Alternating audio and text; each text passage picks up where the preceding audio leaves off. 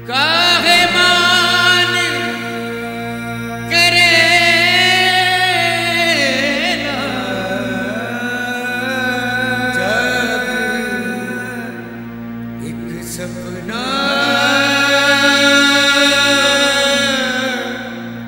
माँ को कहता है कि मुझे बताओ तुम्हारा बेटा कहाँ है। उसकी माँ बेचारी उसके पांव पड़ती है, उससे अपने बेटे की जिंदगी की भीख मांगती है।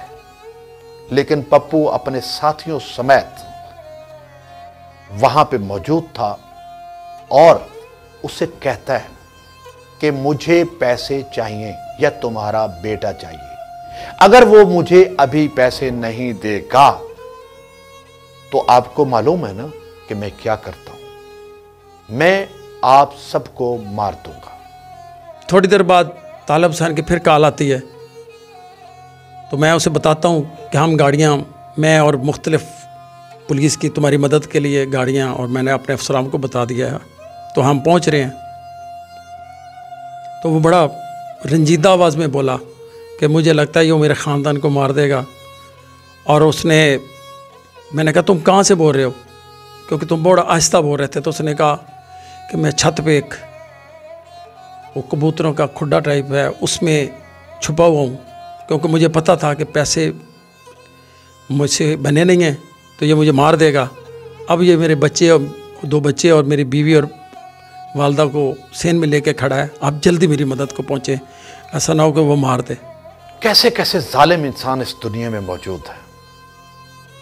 इस बेबसी के आलम में जब तालिब हुसैन की मां अपने बेटे की जिंदगी की भीख मांग रही थी, उसकी बीवी हाथ जोड़कर अपने सुहाग की खैर मांग रही थी, उसके 2 मासूम बच्चे अपने बाप की जिंदगी की भीख मांग रहे थे, ये जालिम इंसान अपने साथियों समेत तालिब हुसैन को फोन करता है और उसे कहता है कि मुझे वादे के मुताबिक आज 25 लाख अगर ना मिले तो मैं तेरे खानदान को मार दूंगा।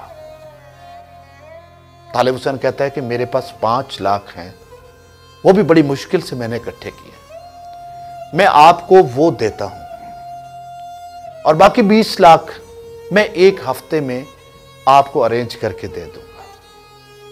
लेकिन ये जालिम इंसान उसे कहता है कि मैंने कभी किसी का इंतजार नहीं किया और ना ही मैं करता हूं और ना ही मैं करूंगा। मैं 10 तक गिनूंगा, तुम पैसों के साथ मेरे सामने खड़े ना हुए तो फिर अपने खानदान को तरसोगे। ना तुम्हारी मां रहेगी, ना तुम्हारी बीवी रहेगी और ना तुम्हारे बच्चे रहेंगे। नाज़रीन, कैसा ये जालिम इंसान था। इसको 4 साला और 6 साला 2 बच्चों पर भी तरस नहीं आया। नन्हा सा मासूम सा 4 साल का बेटा और 6 साल की बेटी हाथ जोड़ के ऐसे उसके सामने खड़े हैं और अपने बाप की जिंदगी मांग रहे हैं। और ये जालिम इंसान पैसों की खातिर जल्लाद बना हुआ था। वही होता है, थोड़ी देर के बाद ये सबसे पहले उसकी मां को मारता है, फिर उसकी बीवी को मारता है। बच्चे रोते हैं, चिल्लाते हैं। कभी वो अपनी दादी की लाश पर जाते हैं, कभी अपनी मां की लाश पर जाते हैं। बेसरोसामानी के आलम में उन्हें कुछ नजर नहीं आ रहा कि वो क्या करें। आखिर एक मासूम बच्चा भागकर उसके उस हाथ को पकड़ता है जिस हाथ में वेपन था, तो ये जालिम इंसान उसको उठाकर दूर फेंकता है और सीधा फायर उस पर कर देता है। उसके बाद उसकी बेटी को मार देता है। तो उसने उसकी बीवी, 2 बच्चों और माँ को गोली से छन्नी करके वहीं पे हलाक कर दिया। और पुलिस दी गड्डियां दी आवाज़ां सुनिया, उन्हें आवाज़ां सुन के तो नाल ही पिछे कमाल हैगा सी, उहदे विच लुक गया। जब हम गाड़ियाँ पकाते पकाते मौके पर पहुँचा तो देखा तो कोहराम मचा हुआ था, दुनिया इकट्ठी हुई थी, 4 लाशें पड़ी हुई थी। दो मासूम बच्चों की छोटी छोटी उनकी उम्र थी। जब मैंने उनकी डेड बॉडी देखी, आज भी मुझे ज़िंदगी में ऐसा मैंने कोई कुआं नहीं देखा। आज भी याद आता है तो लरज़ जाता हूँ। उन मासूम बच्चों के ज़ख्म बड़े थे, वजूद छोटे थे। तो एक उसकी वालदा, उसकी बीवी, 4 डेड बॉडियाँ। एक जालिम इंसान ने पैसा ना देने की खातिर इतना बड़ा जुल्म किया। मैंने उन मासूम बच्चों की नाशों के करीब पहुंचा, तो मैंने उन दोनों के सरों पे हाथ रखा। हाथ रख के अल्लाह ताला से दुआ मांगी कि मेरा अल्लाह तुझे वास्ता ही नहीं मासूम बच्चों का। जिस जालिम इंसान ने इन्हें हंसते खेलते इस शक्ल में पहुंचाया है, मुझे तू हिम्मत दे मैं उसे इस शक्ल में पहुंचाऊं। तालिब हुसैन भाग कर नीचे आता है और ऐसे हाथ जोड़कर SHO के आगे खड़ा हो जाता है और उसे पूरा वाक़या सुनाता है कि कैसे उसके सामने उसकी माँ को, उसकी बीवी को, उसके बच्चों को कत्ल किया उस जालिम इंसान ने, और इस वक्त ये इस कमाद में छुप गया। थोड़ी देर के बाद SSP, DPO और बाकी अफसरान भी पहुंच जाते हैं। तकरीबन 10, 12, 14 जितने भी करीब करीब देहात थे, वो भी लोग इकट्ठे हो जाते हैं। नाज़रीन, उस वक्त पूरे गांव का ये आलम था कि लोग चिल्ला रहे थे, रो रहे थे, हर तरफ से बैन ही बैन थे, और लोग लाशों को उठाकर रोड पर ले जाकर एहतजाज करने का प्रोग्राम बना रहे थे। और उधर पुलिस की नफरी पे नफरी पहुंच रही थी। DPO सैयद अहमद मुबीन वो भी वहां पे आ गए, और भी पुलिस के तकरीबन तमाम अफसरान वहां पे पहुंच गए। रियाज अब्बास वहां से निकलता है। मुल्ज़मान के बारे में पता चला था। ज़फ़र पप्पू अपने दूसरे साथियों के हमरा तालिब हुसैन के घर के साथ काफ़ी एकड़ कमाद था, जो तकरीबन 7-8 फुट ऊंचा होगा, घना कमाद था, उसमें दाखिल हो गए हैं। नाज़रीन, जैसे इंस्पेक्टर रियाज अब्बास कमाद के पास आता है, वहां पे सारे अफसरान मौजूद हैं। तो मैंने एक अपने कांस्टेबल को एक दरख्त पे चढ़ाया। मैंने कहा देखो कोई मूवमेंट नज़र आती है तो एक जगह पे कमाद हिलता था, तो उसने मुझे बताया कि वहाँ पे कमाद हिल रहा है। लिहाजा हमें यकीन हो गया था कि मुल्ज़मान उधर ही हैं। वैसे भी मैंने तकरीबन कमाद के चारों तरफ अपने नफरी मुलाज़म खड़े किए हुए थे, और मुझे ये यकीन था कि ये मुल्ज़मान कमाद से निकल नहीं सकते, अभी गए नहीं होंगे।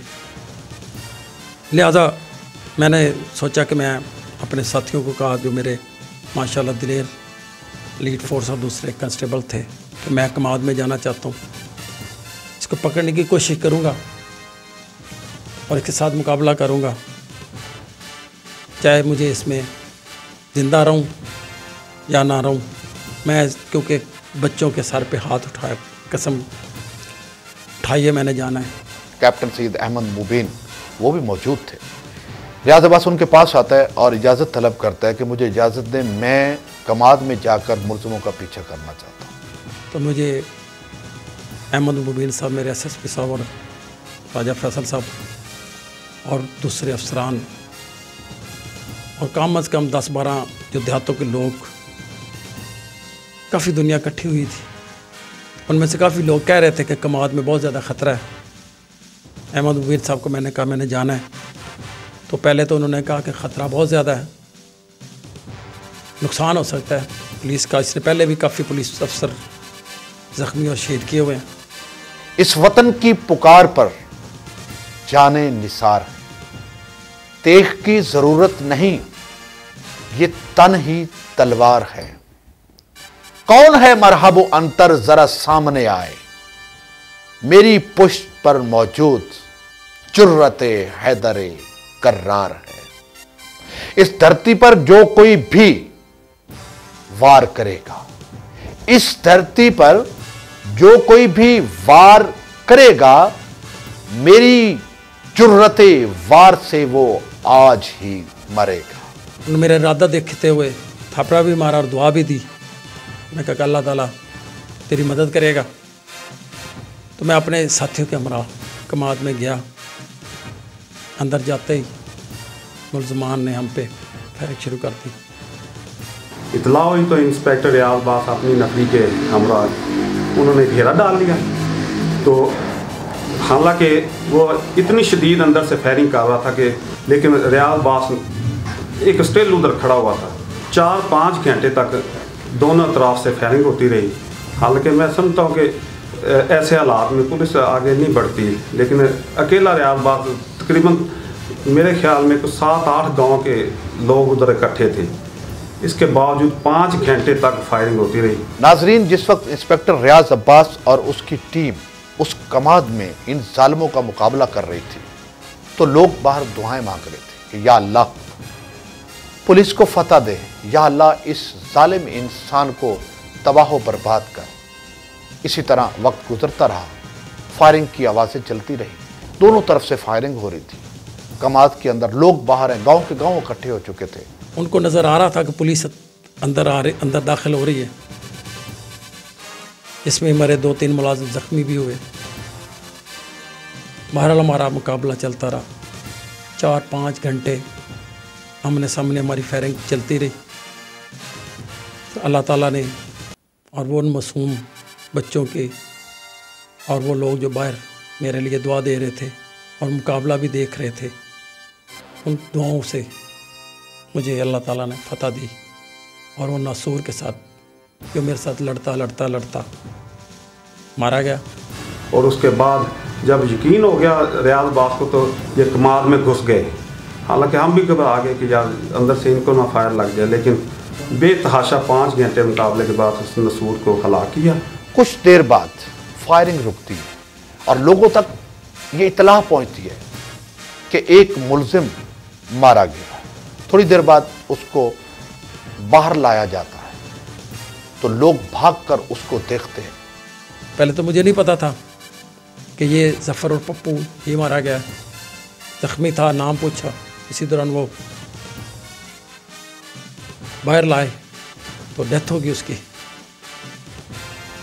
तो उसमें एक शख्स ऐसा भी था जिसने जफर और पप्पू को देखा हुआ था। वो एक नारा लगाता है, पुलिस जिंदाबाद, और बताता है यही जफर पप्पू है, यही वो जालिम इंसान है, यही कई खानदानों का कातिल है। लोगों ने जब देखा कि ये तो जफर पप्पू वही कातिल, वही राजन, वही इन मासूम बच्चों का उस मकाम तक पहुंचाने वाला भी वो उसी मकाम पर पहुंच चुका है। और वही दुआ जो मैंने बच्चों के सर पे हाथ रख के कही थी, अल्लाह ताला ने मेरी कबूल की। तो वही लोग जो लाशों को रोड पर ले जाकर एहतजाज करने का सोच रहे थे, वही लोग पुलिस की इस टीम को कंधों पर उठाकर दाद दे रहे थे। इस पर तमाम गांव के लोग बहुत खुशी का इजहार करते हैं। लाशा जो बाहर लै गया है तो पता लगा कि जफर पप्पू मारिया गया है और दुनिया की खुशी का कोई ठिकाना ना रहा कि इन्ना खौफो राज सी कि दुनिया अपनी उस मौजूदा ਜਿਹੜੇ 4 कतल पे हुए सन, लाशा पईयां हुई सन, उन्होंने भी भुल गए, इन्नी खुशी का इजहार किया लोगों ने कि पिंडा के पिंड इकट्ठे हो गए तो ढोल ढमके बजाए तो बड़ियां खुशियां मनाइयां कि एडा वड्डा गैंगस्टर जिहड़ा मारिया गया और साडे इलाके दे विच अमन और सुकून हो गया। आज भी अल्लाह ताला का शुक्र अदा करता हूँ, उसने मुझे वो बहुत बड़ी अज़ीम कारनामा जो मुझसे करवाया, उसका शुक्र अदा करता हूँ। कई दफ़ा 12 लोगों ने उस वक्त मुझे, वो लोग जो पुलिस के ख़िलाफ़ हड़ताल और क्या क्या करने के लिए सोच रहे थे, वही उन्होंने मुझे कंधों पे उठा लिया, हार पहनाए, कैप्टन मुबीन साहब के हक़ में नारे लगाए, मेरे नाम के भी नारे लगाए। हालांकि 4 डेड बॉडियाँ उधर मौजूद थी, लेकिन लोगों ने भंगड़े डालने शुरू कर दिए। तो ये मैं पता नहीं वो दौड़ किधर गए। ऐसे ऑफिसरान आज भी हम याद करते हैं कि रियाज बास का सुनहरा दौर था हमारे लिए। 7 हाई प्रोफाइल डकैत उस वक्त हलाक किए गए, जिस वक्त हमारा पूरा चुनिया अंधेरे में डूब चुका था, लोग घरों से निकलते नहीं थे। तो मैं आज भी अल्लाह हुकाम से कहता हूँ कि ऐसे रियाजबाज जैसे अफसरान को थाना में लगाया जाए। कैप्टन साहब ने मेरे लिए इस मेरी जो भी थी बहरहाल बहादुरी समझते हुए उन्हें मुझे पीपीएम के लिए रिकमेंड किया और 10 लाख उसका एड मनी थी वो भी उन्होंने दी, और बाकी लोगों ने भी बहुत इज़्ज़त अफजाई की। मैं अल्लाह ताला का लाख लाख शुक्र अदा करता हूँ कि ऐसा नासूर मेरे हाथों मुकाबला करते हुए मारा गया, जो आवाम के लिए दिन रात जो लोग ये सोच के सोते ही नहीं थे कि हो सकता है कि हमारे घर पे आज हमला कर दे और हमारा ख़ानदान ही मार दे, कि ख़ानदान वो पहले मार चुका था। वो खौफ लोगों के दिलों से वो लोग ख़त्म हुआ, और आज भी लोग मुझे अच्छे लफ्ज़ों में याद करते हैं, जिनका मैं शुक्रिया अदा करता हूँ। इस तरह कमाद के अंदर जाकर एक ऐसा जालिम इंसान जिसके सामने जिंदगी की कोई कदर ही नहीं है, जो कई लोगों को मार चुका था, पुलिस तो वैसे ही उसकी दुश्मन थी, तो ऐसे इंसान के साथ मुकाबला करने वाली टीम वाकई इस तमगे की हकदार है और वो उसके लिए उसे रिकमेंड करते हैं। बहुत शुक्रिया। हमारी वीडियो आपको पसंद आई हो तो हमारे इस चैनल YouTube के ई बॉक्स को सब्सक्राइब करें, शेयर करें और लाइक करें, और अपने कमेंट्स ज़रूर दिया करें नाज़रीन, कि हम अपन इस प्रोग्राम को और कितना बेहतर कर सकते हैं। हमारी कोशिश होती है कि हम आपकी ख्वाहिशात के मुताबिक अपना प्रोग्राम करें, लेकिन अगर उसमें कोई कमी बेशी रह गई हो तो आप हमें बताते रहिएगा। ज़फ़र अब्बास खिची को इजाज़त दें। बहुत शुक्रिया।